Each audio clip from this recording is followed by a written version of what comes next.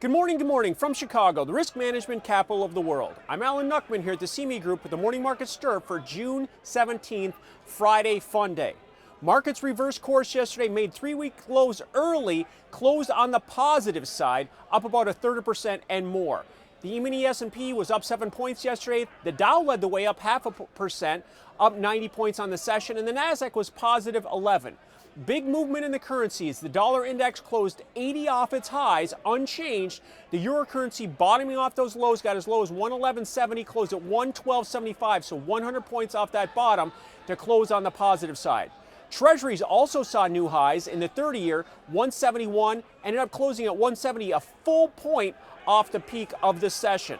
Looking at crude oil was down 4%, down $1.80 yesterday. We saw a lot of dollar movement. The dollar ended up unchanged, so it didn't pressure, but down $1.80, 46.20, new month lows in that crude oil market. And gold was in the news, new 2-year plus highs at $13.19, actually settling up $10 at $12.90 during the session there.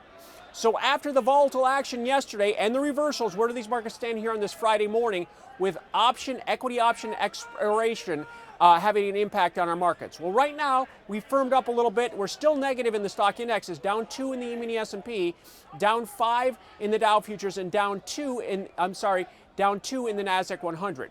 Right now, we're negative for the week. We still have 18 points to go in the S&P, 125 points in the Dow, and about 1% in the Nasdaq to get to the over-under positive line for the week session here. Looking at the dollar index right now, backing off a bit as well, 94.50 down 20. The euro currency right around this 113 level with the Brexit vote next week. Treasuries are off 0.5 point after the big gains we've seen. Yields are still low and low. Crude oil is making a comeback, up $1 right now, up 2%, 47.20. We're still trading the July contract. Next week, we'll look to shift over to August. And lastly, we've got gold. Gold is giving back some of the gains right now, down $6 at $12.96, below that $13 threshold. So to wrap up this current action, with half an hour to go before the cash stock market open, a little bit of weakness in the stock indexes after that big reversal from a bottom yesterday, down 2 in the S&P, down 5 in the Dow futures, and down 2 in the Nasdaq 100. Alan Nuckman here at the CME Group, where it all comes back to commodities.